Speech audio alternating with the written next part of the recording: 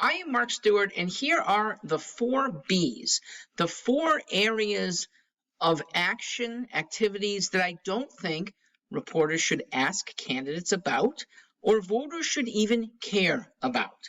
They are boardrooms, bedrooms, bar rooms, and bathrooms. Conversations therein, memos about things that'll be going on therein, and activities therein.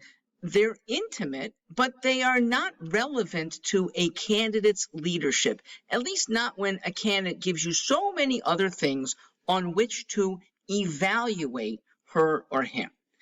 Boardrooms include places in businesses where decisions are made.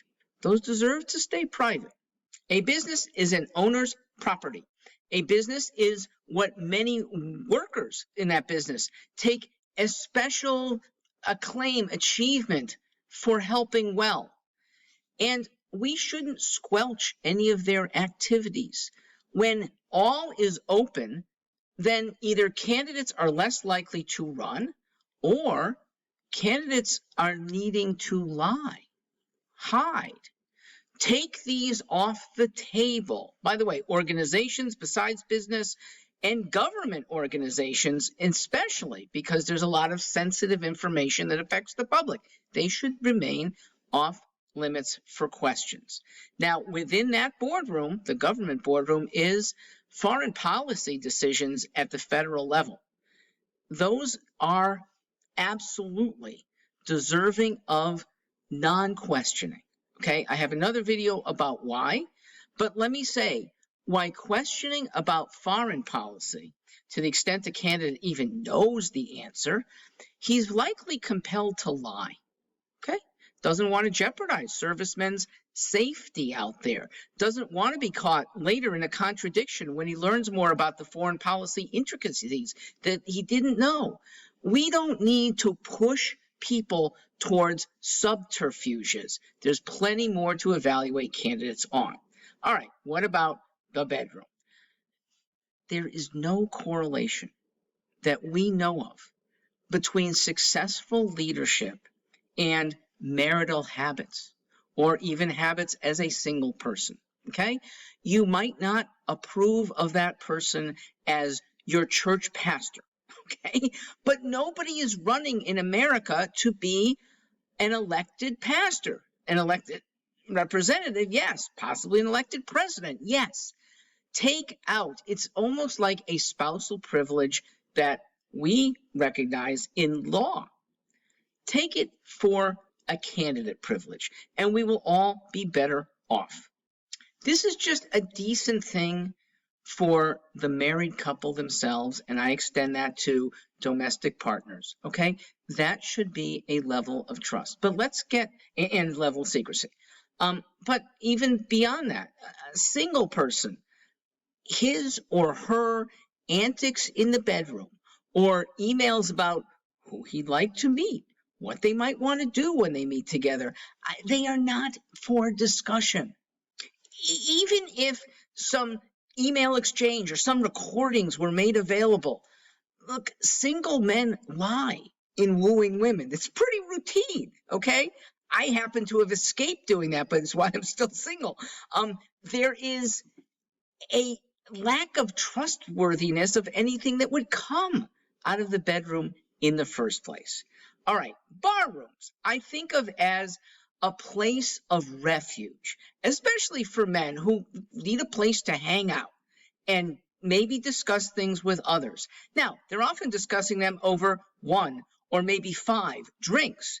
And so they're not as clear-headed, and taking a conversation from there and publicizing on the media ends up being worthless, okay? It's somebody with defenses down who is emoting.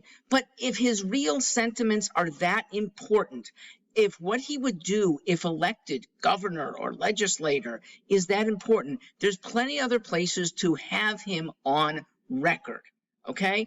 Women in bar rooms typically are more circumspect, okay? They have to have their defenses up in the first place, lest they get abused later on. So for all, women and men, make this a sanctuary place. if not a bar, a wine stube, maybe even a cigar bar, okay?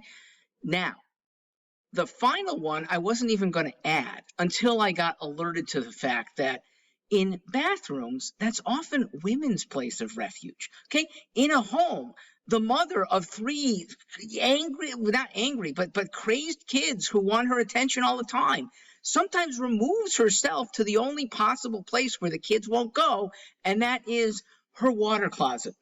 And maybe she's even on the phone with her buddies through the, while at the sink or even the toilet. As a nice place of refuge, again, mostly for women, good thing. And actions in bathrooms do happen. Again, women take many actions in bathrooms that I starting to learn about, single guy me. The number of oils, facial scrubs, base,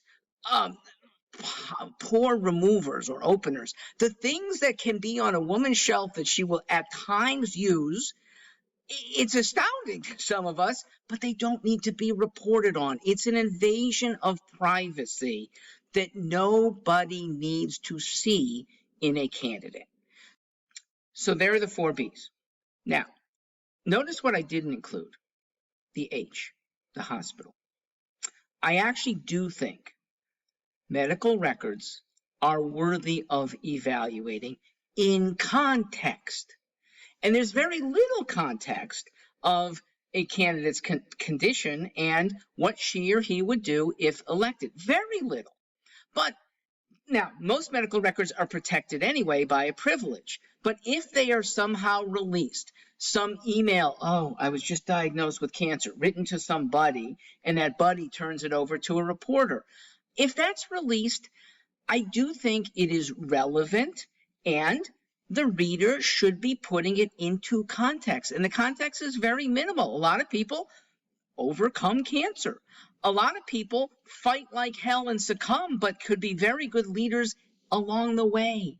If in 1920, voters who knew Warren Harding is likely not to survive 4 years of the presidency, I think almost all of them would still, who liked him, vote for Warren Harding anyway. If in 1944, people had a strong inkling that Franklin Delano Roosevelt wouldn't make another 4 years of his term, turns out he was gone within 6 months of the November 44 election. I don't think anyone's vote would change. Both Harding and Roosevelt had very capable successors. In fact, I think Coolidge and Truman were better presidents. So the succession was good and undeterrable if you already liked the candidate. So I will talk in another video about emails, which I do believe are a lot more intricate and generally think they are worthy of publicizing. I'm Mark Stewart. Thank you for listening here.